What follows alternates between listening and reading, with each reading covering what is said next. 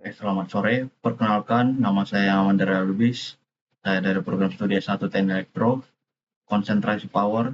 Pada kesempatan ini saya akan presentasikan materi mengenai teknik tegangan tinggi, yang mana pada presentasi ini akan berfokus pada sistem isolasi dan peralatan pembangkit tegangan tinggi untuk pengujian. Ini adalah beberapa materi yang akan dibahas di kesempatan ini, yang mana materi itu adalah sistem isolasi, yang kedua kekuatan dielektrik dan mekanisme tembus udara, lalu ada konduktansi, kemudian ada logi dielektrik, ada peluhan parsial, lalu ada resistansi isolasi dan kekuatan kerak dielektrik, ada rangkaian pembangkit AC, lalu ada konstruksi dan insulasi trafo uji, lalu ada trafo uji susunan kaskade, dan yang terakhir itu ada trafo Tesla dan trafo resonansi. Oke. Yang pertama itu kita mulai dengan komponen yang paling penting dalam sistem tenaga listrik, yaitu sistem isolasi. Nah, fungsi dari sistem isolasi ini itu adalah untuk memisahkan bagian bertegangan tinggi dengan bagian lain. Secara umum, materi isolasi ini terbagi menjadi 3 jenis, yaitu padat, cair, dan gas. Yang materi isolasi padat itu contohnya termasuk porselen dan gelas yang bisa kita lihat pada isolator jaringan listrik. Kemudian ada polimer, itu seperti epoksi ataupun silikon. Kemudian ada kertas dan mika yang sering dilihat atau dipakai dalam peralatan listrik seperti trafo dan mesin listrik. Kemudian ada material isolasi cair. Ini biasanya atau umum digunakan pada minyak trafo. Ini berbasis mineral maupun sintetis. Fungsinya itu nggak hanya isolator, tapi juga sebagai pendingin. Lalu ada material isolasi udara. Nah, bisa kita lihat sini ada jenis-jenisnya, ada udara, SF6, dan nitrogen. Kalau udara ini itu adalah isolator gas yang paling alami. Namun kalau untuk aplikasinya, tegangan tinggi itu yang lebih kompak atau yang lebih bagus itu adalah sulfur heksafluorida ataupun nitrogen. Oke, kita lanjut ke kekuatan dielektrik dan mekanisme tembus udara. Kekuatan dielektrik ini adalah kemampuan maksimum suatu material isolasi untuk menahan tegangan listrik tanpa mengalami kegagalan atau breakdown. Ini dinyatakan dalam kilovolt per milimeter. Kemudian ada mekanisme tembus udara. Ini adalah kegagalan isolasi udara yang terjadi ketika elektron bebas mendapatkan energi yang cukup dari medan listrik untuk menyebabkan longsoran elektron atau elektron avalanche. Proses ini dijelaskan oleh dua teori utama, yaitu teori Townsend dan teori streamer. Nah, teori Townsend ini itu untuk gas bertekanan rendah, yang mana fokusnya itu pada proses ionisasi tumbukan. Kalau ada satu elektron awal itu menghasilkan longsoran elektron, akan terjadi tembus tegangan, yang mana ini akan menghasilkan elektron sekunder yang cukup untuk membuat tegangan tembus. Nah, ini berlaku untuk celah pendek dan medan seragam. Kemudian ada teori streamer. Nah, di teori streamer ini itu untuk gas bertekanan tinggi yang terjadi ketika longsoran elektron mencapai ukuran kritis. Nah, medan listrik lokal itu akan dihasilkan dengan cukup kuat. Kemudian medan yang dihasilkan tadi itu menciptakan kanal plasma yang disebut dengan streamer. Itulah yang mengapa disebut dengan teori streamer. Streamer itu akan merambat dengan cepat melintasi celah, kemudian akan menyebabkan tembus tegangan. Nah, inilah fenomena yang menjelaskan tegangan tembus pada celah panjang dan juga medan tak seragam, seperti contoh itu petir. Lalu kita masuk ke materi konduktansi. Konduktansi ini sebenarnya itu kita lihat tujuan utama dari material isolasi tadi atau sistem isolasi tadi. Ini kita lihat tujuan utamanya adalah mencegah terjadinya hubungan singkat, kemudian adalah melindungi manusia dan lingkungan, serta menjaga agar peralatan dapat bekerja dengan andal pada tegangan kerjanya. Secara ideal, material isolasi itu seharusnya nggak bisa mengantarkan listrik sama sekali. Artinya dia memiliki konduktansi 0. Namun pada kenyataannya, dia selalu ada arus yang sangat kecil atau bocor lah, yang melalui isolator yang kita sebut dengan leakage current. Kemudian konduktansi itu atau kemampuan mengantar arus bocor ini itu bisa meningkat karena beberapa faktor. Beberapa faktor ini dapat dipicu seperti kelembapan atau kondisi basah. Nah, kemudian ada cacat internal pada material, lalu ada peningkatan suhu, atau adanya kontaminasi seperti debu atau polusi di permukaannya. Kemudian kita masuk ke rugi-rugi elektrik. Apa itu rugi elektrik? Nah, rugi elektrik itu adalah ketika material isolasi berada dalam medan listrik bolak-balik AC. Tidak semua energi listrik itu bisa disimpan. Nah, sebagian kecil energi tersebut akan hilang dan berubah menjadi panas. Kehilangan energi ini yang disebut dengan rugi elektrik. Kemudian penyebab apa sih? Itu penyebabnya saya tampilkan di sini ada dua, yaitu polarisasi molekul yang tidak sempurna dalam material, dan ada yang arus bocor yang sudah kita bahas di rugi elektrik tadi. Kemudian faktor daya. Faktor daya ini kalau isolasinya baik itu tanda delta yang sangat kecil, kalau isolasinya buruk atau menua tanda delta yang meningkat. Gitu. Kemudian slide kelima itu peluang parsial atau partial discharge. Salah satu fenomena paling merusak pada sistem isolasi itu adalah peluang parsial ini. Ini adalah peluang atau percikan listrik yang berskala kecil yang terjadi biasanya dalam rongga udara atau cacat pada material isolasi. Meskipun kecil, ini dampaknya bisa berbahaya. Peluang ini menghasilkan panas, cahaya, dan suara, serta menciptakan produk sampingan korosif seperti ozon dan asam nitrat. Secara perlahan tapi pasti, aktivitas ini akan mengikis serta merusak material isolasi hingga akhirnya menyebabkan kegagalan total atau breakdown tadi. Nah, fenomena ini itu adalah gejala utama penuaan pada isolasi kabel, trafo, dan GIS atau gas insulated switchgear. Kemudian ada materi resistansi, isolasi, dan kekuatan kerap.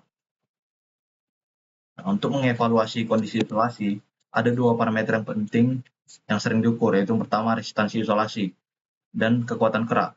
Resistansi isolasi ini adalah ukuran tahanan total sistem isolasi terhadap aliran arus bocor.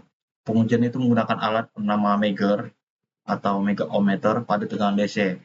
Nilai resistansi yang tinggi itu menandakan isolasi yang kering dan bersih. Yang lebih penting adalah tren penurunan nilainya itu dari waktu-waktu, karena itu ada indikasi adanya masalah. Kemudian ada jarak kerak atau creepage distance. Ini adalah jarak terpendek di sepanjang permukaan isolator antara dua bagian konduktif. Parameter ini krusial untuk isolator luar ruangan yang rentan kena polusi atau kelembapan. Nah, untuk mencegah terjadinya flashover atau lompatan api di permukaannya, semakin tinggi tingkat polusi yang ada isolasi itu, maka jarak kerak yang dibutuhkan juga harus semakin panjang. Ini ada materi rangkaian pembangkit AC, yang mana tujuannya itu adalah untuk menghasilkan tegangan tinggi AC yang stabil untuk keperluan pengujian. Nah, rangkaian ini itu bertujuan untuk membangkitkan tegangan tinggi AC yang stabil. Komponen utamanya bisa kita lihat di layar, itu ada regulator atau tegangan variab, kemudian ada trafo pembangkit atau extension transformer, lalu ada trafo uji tegangan tinggi atau testing transformer, lalu ada pembagi tegangan atau voltage divider untuk pengukuran, dan ada peralatan proteksinya. Nah, trafo uji ini didesain khusus dan berbeda dari trafo daya biasa karena harus menahan tegangan yang sangat tinggi. Beberapa fitur khasnya itu adalah bilitan suku dendra atau sisi tegangan tinggi berada di luar. Kemudian isolasi berlapis-lapis, memiliki basing tegangan tinggi yang besar, dan tangkinya selalu dibumikan atau di-grounded untuk keamanan di modelnya.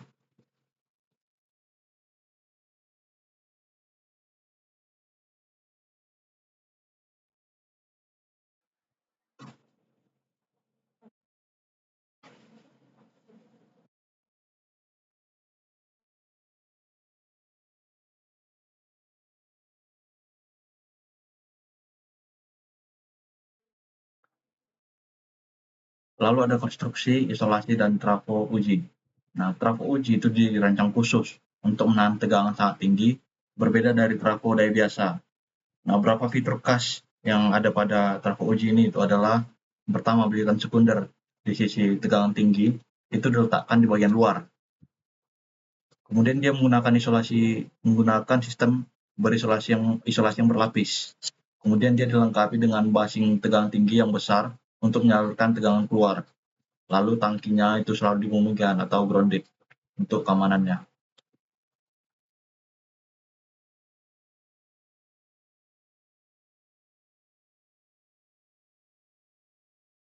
Oke, kita masuk ke trafo uji susunan kaskade.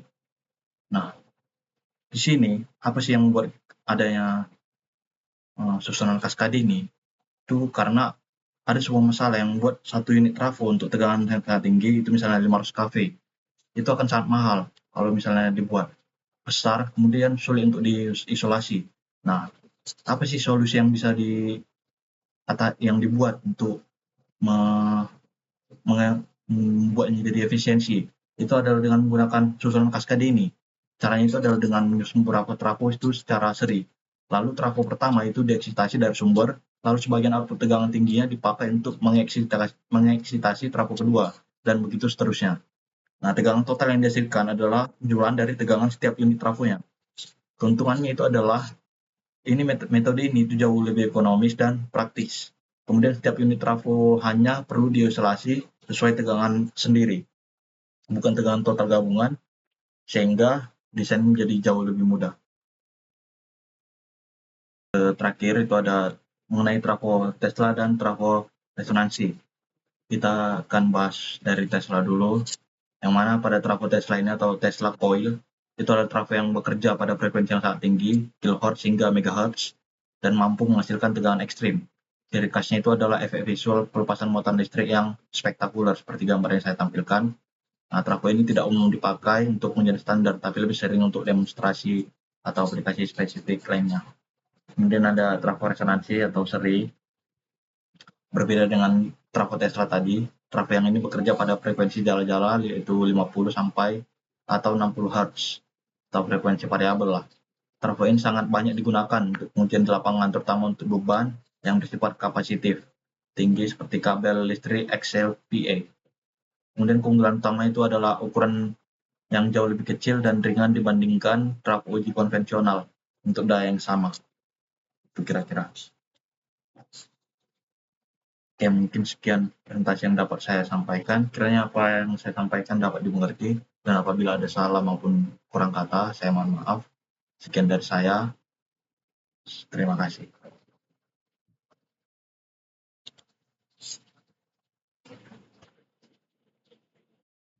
Oke, selanjutnya di sini saya akan berikan simulasi rangkaian.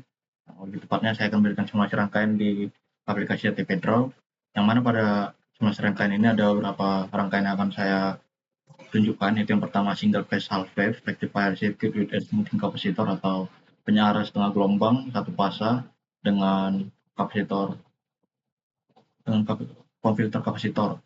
Yang kedua atau yang B itu adalah penyiaran gelombang penuh dengan satu fasa. Yang ketiga ada rangkaian pilar, yang keempat ada rangkaian Greinacher, dan yang terakhir atau yang kelima itu ada rangkaian Greinacher cascade. Oke. Nah, yang pertama kita akan merangkai single phase half wave ini dulu di ATP Draw.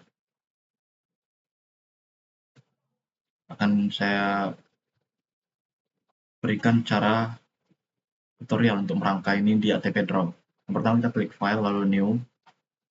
Nah, di sini kita masukkan komponen-komponen apa saja yang ada di sini. Ada sumber, probe volt, kemudian ada dioda, kapasitor, dan ada resistor. Nah, untuk masukkan rangkaian itu, kita cukup klik kanan mouse atau ya kita cukup klik kanan. Nah, untuk mencari resistor ada di sini, kapasitor juga ada di branch liner. Kita masukkan saja.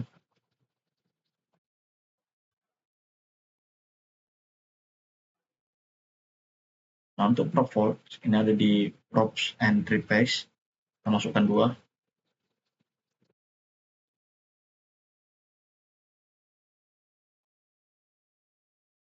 Lalu ada sumber tegangan, dioda, yang akan kita masukkan. Sumber tegangan ada di source, kita pilih yang tegangan AC. Lalu ada dioda di switches. Kita pilih di TP1.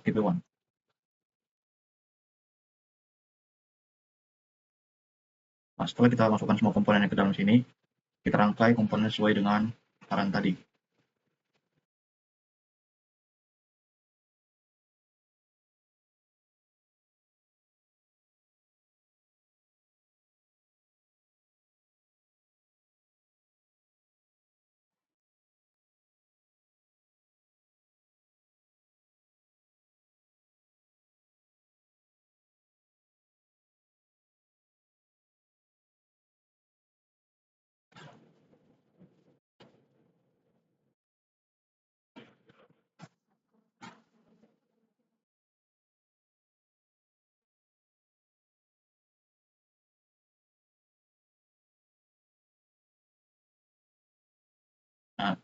Di kapasitor dan resistor ini kita kasih ground dengan klik kanan, pilih ground,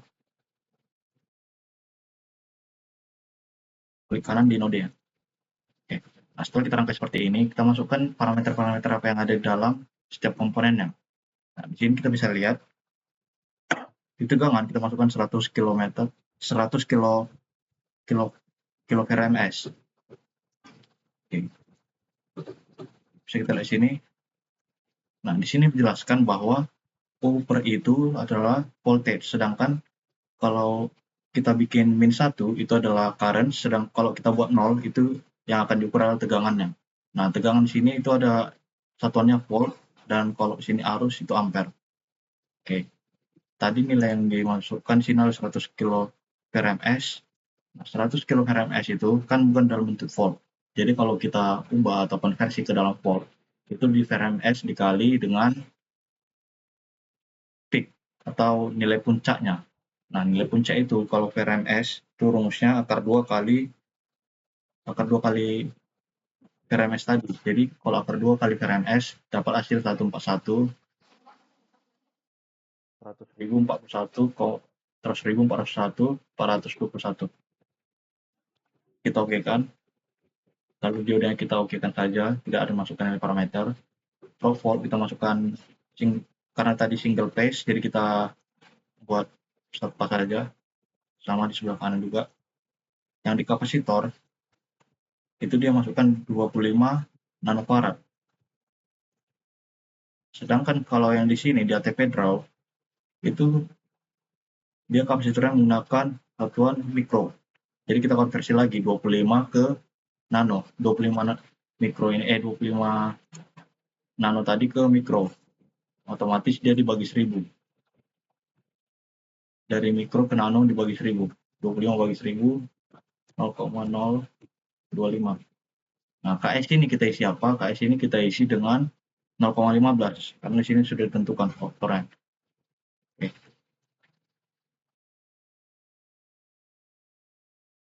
Oke kan juga. Sini resistornya dia dimasukkan sini 10 mega ohm. Sedangkan pada ATP draw ini itu dia satuannya ohm saja.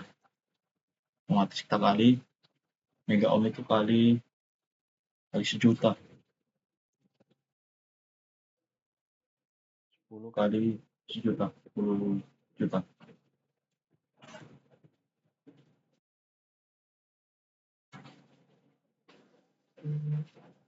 Kita klik OK. Setelah kita masukkan nilai parameternya semua, kita runkan rangkaiannya dengan mengklik ATP di sini, lalu run ATP. Kita akan disuruh save nama filenya dulu.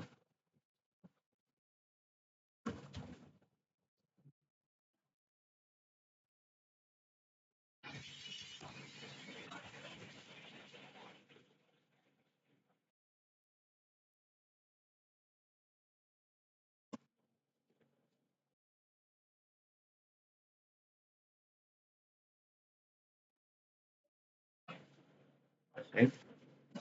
Setelah itu kita coba runkan. Tadi sudah di run.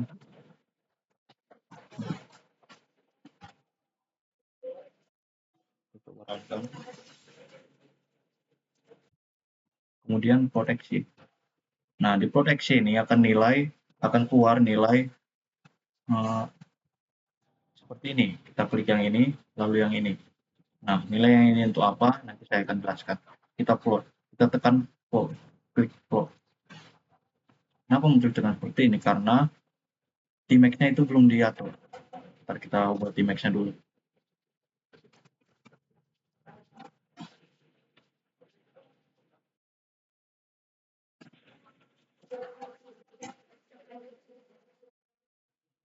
Tmax-nya diubah menjadi 0,01. 0,1. Kita coba ulang run kan.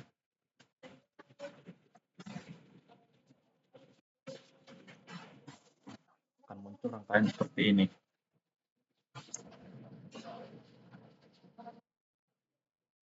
Bentuk gelombangnya pasti akan sama dengan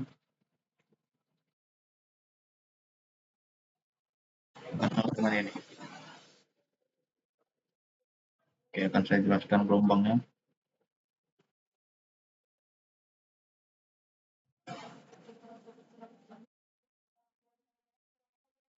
Pertama itu komponen yang ada di sini dulu. Nah, di sini ada itu sumber AC, dioda, kapasitor, resistor. Yang pertama sumber AC itu dia memberikan sumber atau sumbernya itu tegangan bolak-balik.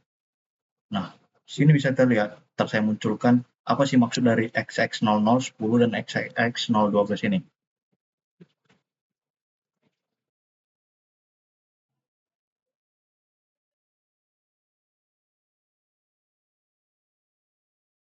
Nah, kenapa saya klik centang di node name ini itu untuk menampilkan nama kode-kode node di rangkaian ini. Kita klikkan. Nah, ini akan muncul kode-kode node setiap rangkaian ini.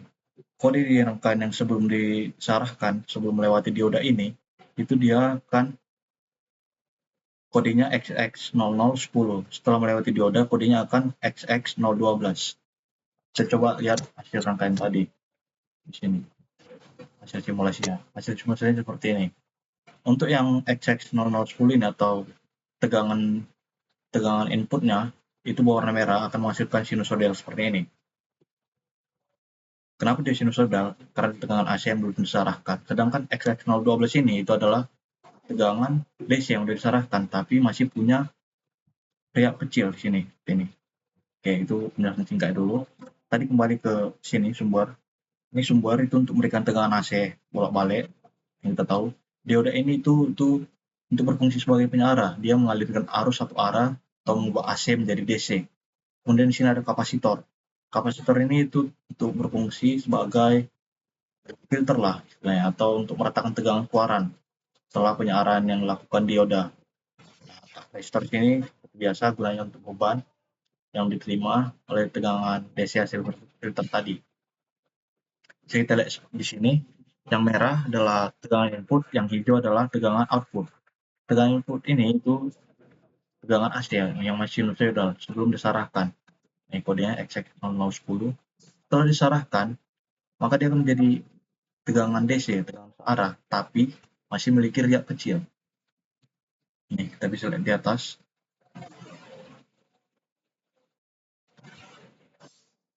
Kita lihat gelombangnya itu sekitaran 150 sampai 140 turun naiknya.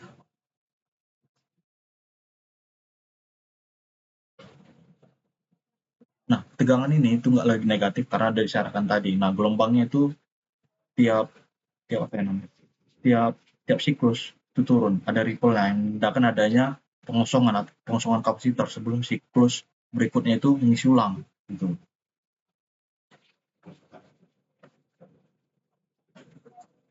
Nah, jadi intinya di tegangan di sini itu dia masih dikasih tegangan input sinusoidal AC yang masih murni. Setelah masuk ke sini, itu dia sudah terfilter, bentuknya nggak murni lagi, melainkan seperti ini, tidak datar tapi ada ripple yang berombak gitu. Karena kapasitornya itu nggak cukup besar lah untuk menahan tegangan konstannya. Tuh. Oke, kita lanjut ke rangkaian yang kedua mungkin. Oke, selanjutnya kita akan merangkai rangkaian kedua yaitu single phase full wave rectifier circuit with a smoothing capacitor. Ini adalah penyara gelombang penuh dengan satu fasa. Oke, kita masukkan saja langsung komponennya. Itu dua resistor, open probe, dua dioda, kapasitor, resistor.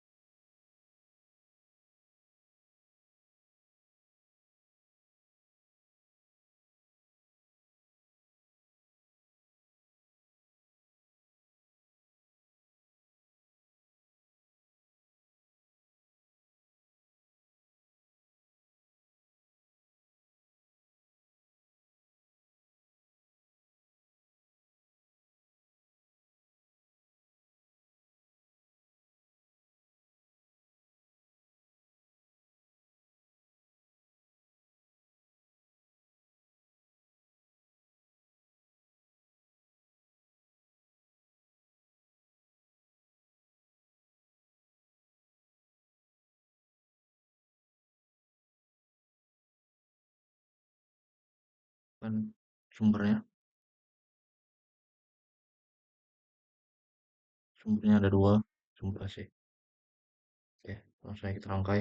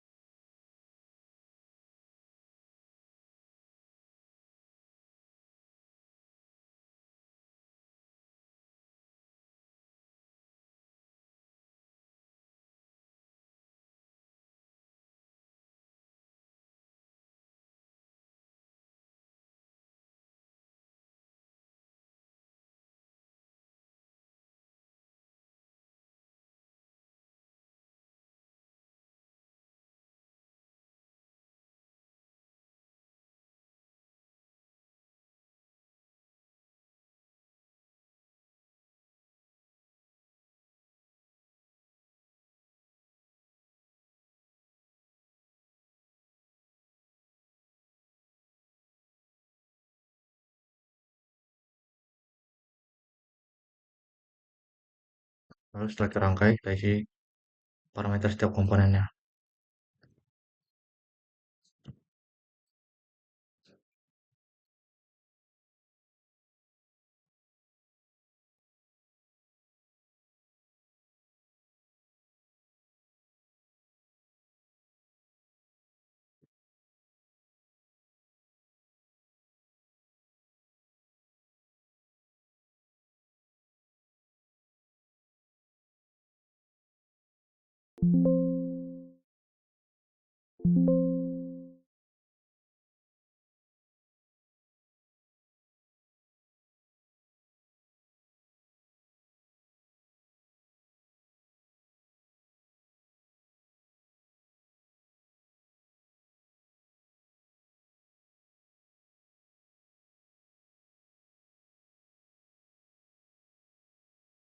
Ini menjadi 100.000, 41.000, 141.421.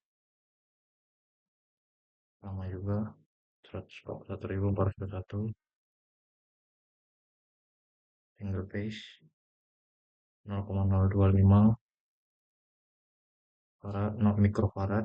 Ini 0,15. Kita coba runkan. Setting di max dulu. Ini 0,1. Kita oke kan. Save dulu.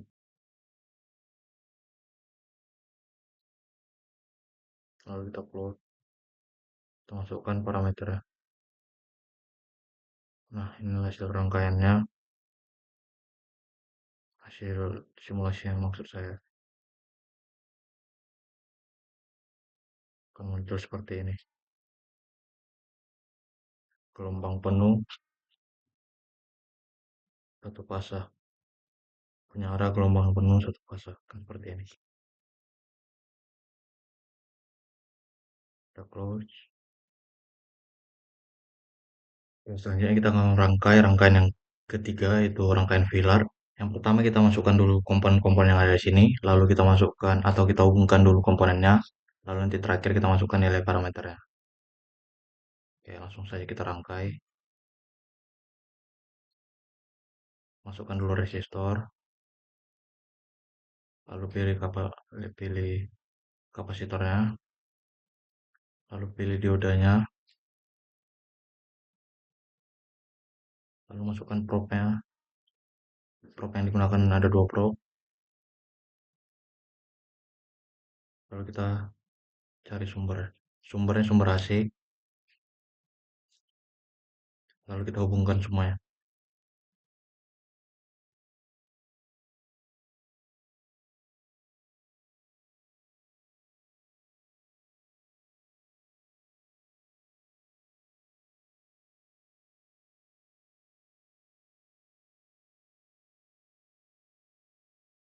Jangan lupa memberikan ground pada setiap komponen yang ada di sini. Nah, setelah itu kita masukkan, ini karena single phase, kita pakai satu. Kita masukkan nilai parameternya setiap komponen. Kapasitor 25 nanofarad menjadi 0,025 karena dibagi 1000. Sini menjadi 0,15 karena memang sudah ketentuan dari sini. Kita okekan. Dioda kita okekan saja. Resistor 10 mega ohm yang artinya dikali sejuta, 10 juta tuh. Sumbernya karena ini sumbernya 100 kilo VRMS. 100 kilo VRMS ini kita ubah ke dalam VPIC yang artinya itu dikali akar 2 sehingga hasilnya nanti 141.421. Kita oke kan, lalu kita runkan.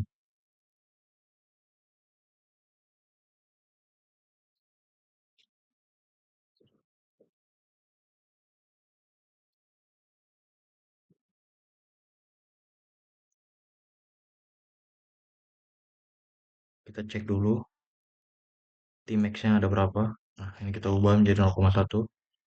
Kita oke kan, kita runkan lagi, baru kita plot.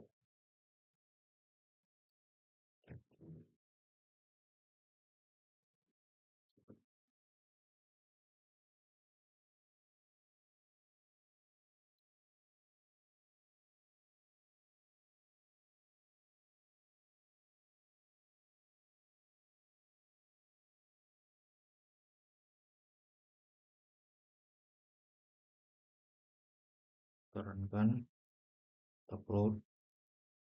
Nah, kita masukkan untuk menunjukkan tegangannya. Bentar, ini Tmax-nya belum diubah tadi.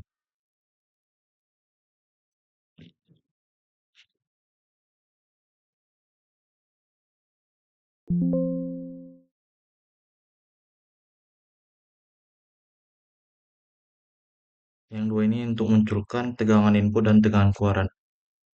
Nah, hasilnya akan seperti ini. Ini adalah rangkaian filar. Oke, saya jelasin ulang. Di rangkaian ini, kita menggunakan beberapa komponen yaitu sumber tegangan AC, kapasitor, dioda, dan resistor. Sumber tegangan ini itu nilai parameternya sudah ditentukan tadi sini.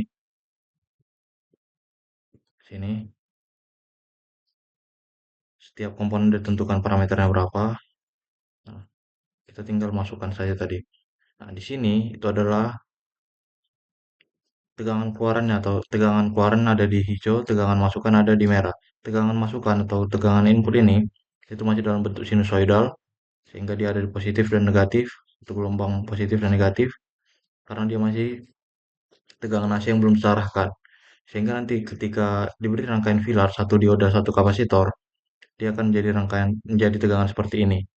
Dia akan menjadi tegangan DC yang memiliki ripple yang besar, karena dia hanya memiliki satu kapasitor dan nilai kapasitornya itu juga kecil, sehingga tidak bisa membuat ripple ini menjadi lebih kecil gitu. Kalau kapasitornya besar, ada kemungkinan tegangan yang di sini itu menjadi lebih kecil ripple-nya. Resistor sini sebagai beban. Gitu. Kita tampilkan, hmm, sebentar, kita tampilkan nama setiap node-nya.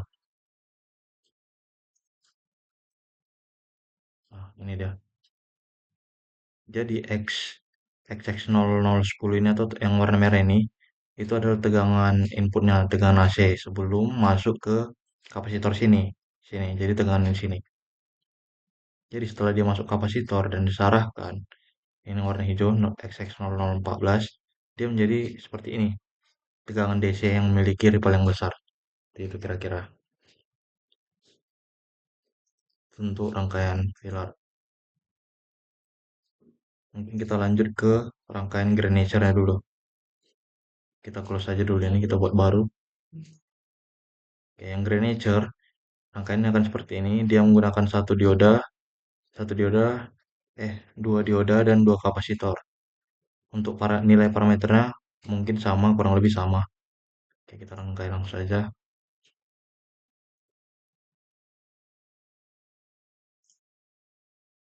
Proxnya dia pakai 3 prox.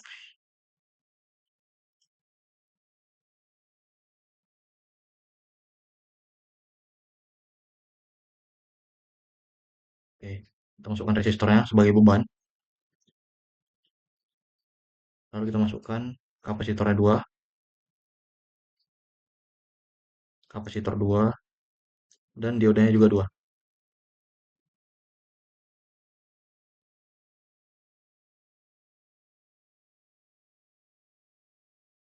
Jangan lupa masukkan sumber dari source, itu sumber AC. Lalu kita hubungkan semua.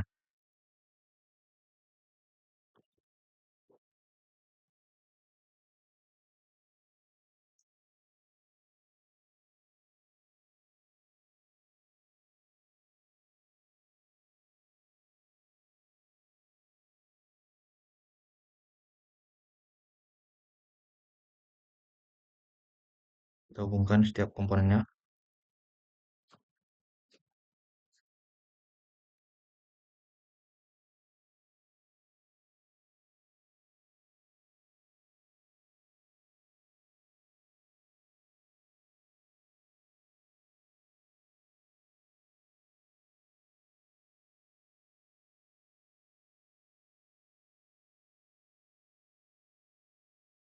Setelah kita hubungkan, jangan lupa beri ground dengan klik kanan pada node komponennya.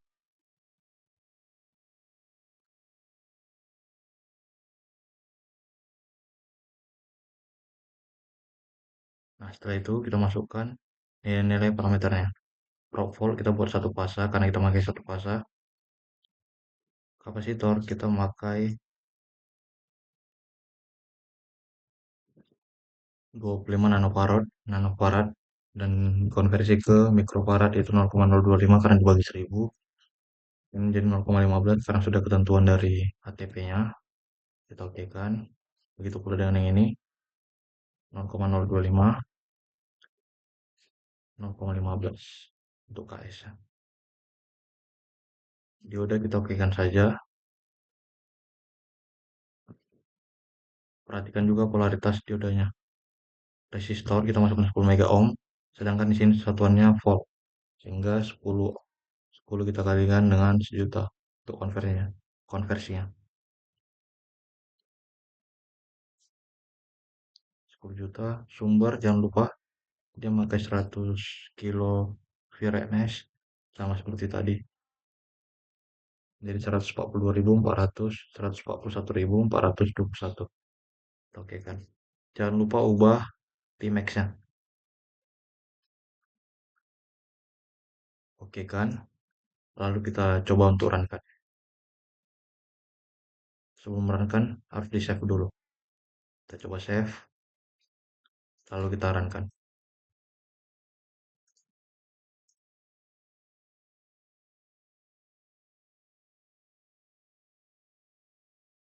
Dan yuk, ini adalah hasil keluarannya. Saya akan munculkan kode node-nya dulu.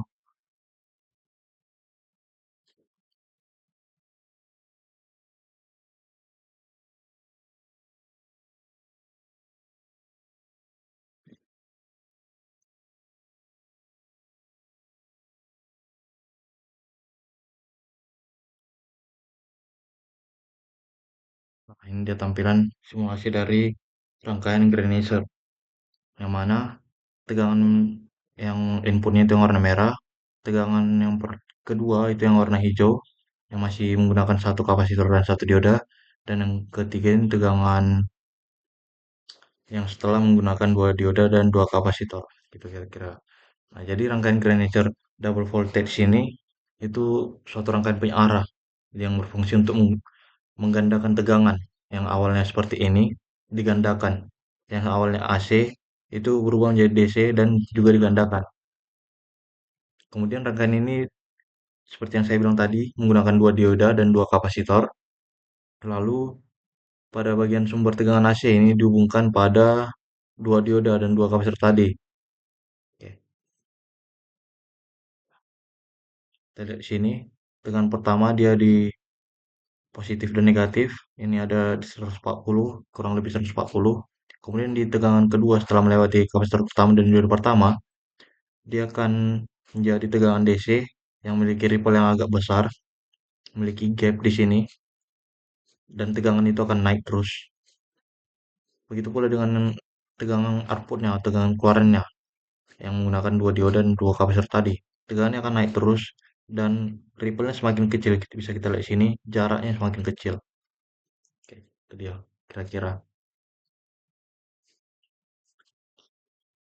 Mungkin bisa kita lanjut ke rangkaian ke terakhir ya, ke terakhir. Kita close dulu semua.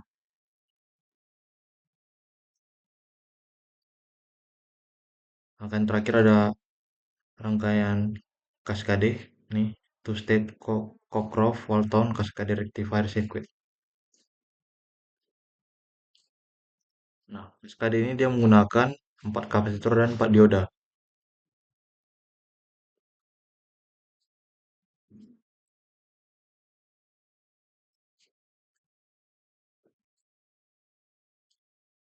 Kita masukkan dulu semua kapasitor.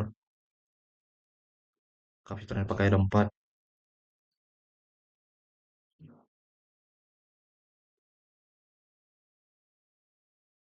Kemudian ada resistor 1. Lalu ada dioda, kita menggunakan 4 dioda.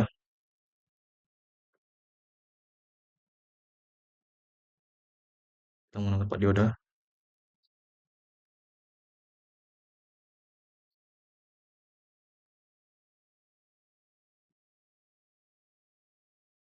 Dan satu sumber. Sumber AC juga. Oke, kita mulai rangkai atau hubungkan setiap komponennya.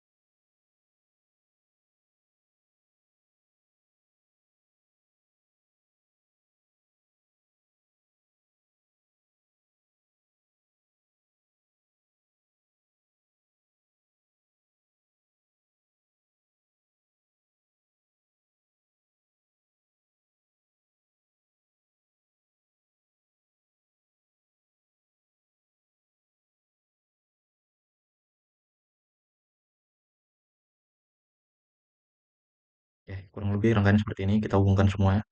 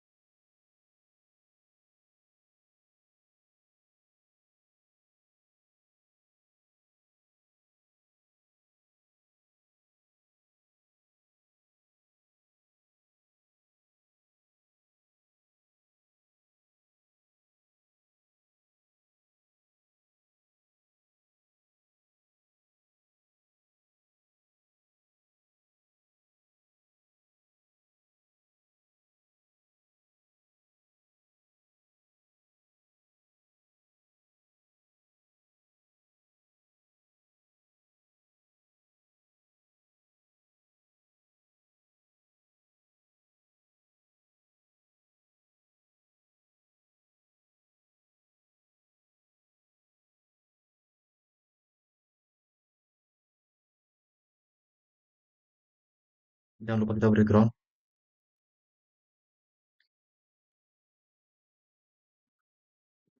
Perhatikan juga polaritas dari setiap komponennya.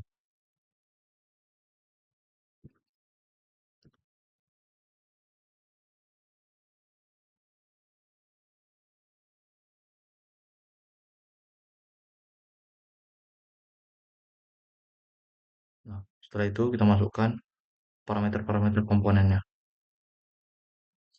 Yang kapasitor kita ubah menjadi 0,025, KS-nya 0,15 sesuai ketentuan.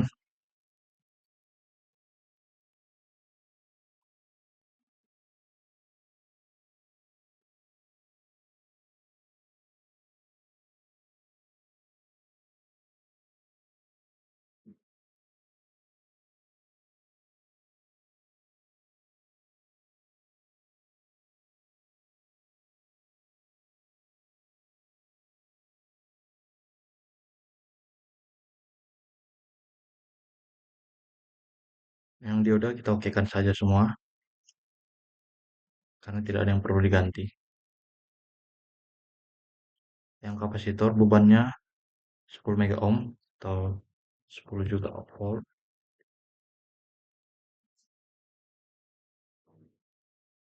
Yang sumber masih sama 100 kilo VRMS berubah menjadi 141 421 ribu. Kita okekan. Kita coba jalankan. Sebelum kita jalankan, kita ubah nilai Tmax-nya dulu. Agar hasil tegangan keluaran itu atau simulasi yang dikeluarkan nanti, itu bisa kita lihat dengan jelas. Kita pakai Tmax 0,1 saja. Lalu kita runkan.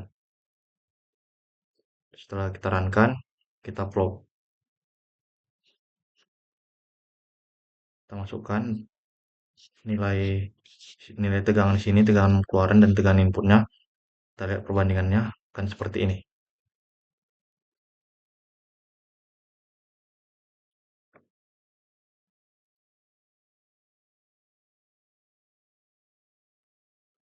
Nah, saya akan jelaskan rangkaian ini terlebih dahulu, baru nanti ke sini. Sebelum itu, saya akan tampilkan dulu kode-kode atau kode nama pada setiap node ya. Nah, ini dia.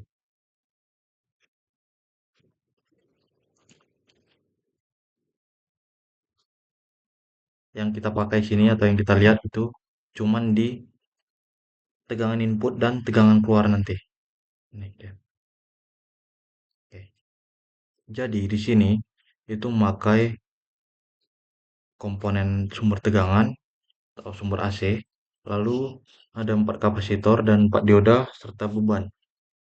Nah, kenapa dia memakai 4 kapasitor dan 4 dioda ini? Itu karena memang rangkaian kaskade ini itu adalah rangkaian bertingkat, sehingga dia memakai 4 kapasitor dan 4 dioda tadi. Bisa kita lihat di hasil simulasi ini, yang merah adalah eh, tegangan input dari sumber AC ini adalah tegangan sinusoidal karena AC dengan bolak-balik. Nah, hasil keluarannya itu adalah tegangan DC yang sudah diarahkan menggunakan 4 dioda tadi dan juga ditingkatkan tegangannya sampai mencapai hampir 350 kilovolt. Kenapa dia bisa naik? Karena tadi dia menggunakan kapasitor tadi. Kapasitor ini dia memfilter serta menaikkan tegangannya. Kayak gitu. Nah, ketika sumber AC ini memberikan gelombang positif, salah satu dioda yang ada di sini itu akan mengantarkan arus untuk mengisi kapasitor yang pertama. Nah, setelah mencapai kapasitor pertama sampai dia mencapai tegangan puncak yang di sini tadi.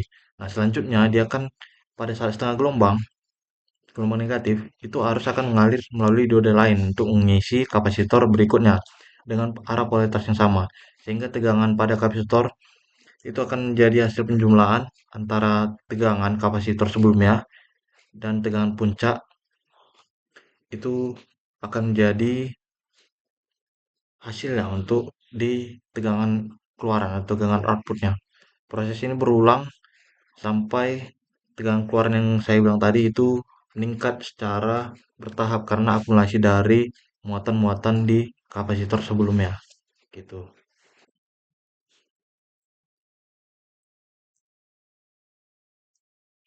Oke, mungkin sekian yang bisa saya jelaskan mengenai simulasi ini. Kiranya apa yang saya jelaskan bisa dimengerti dan bermanfaat. Mungkin apabila ada salah maupun kurang kata, saya mohon maaf. Selebihnya saya ucapkan terima kasih. Selamat malam.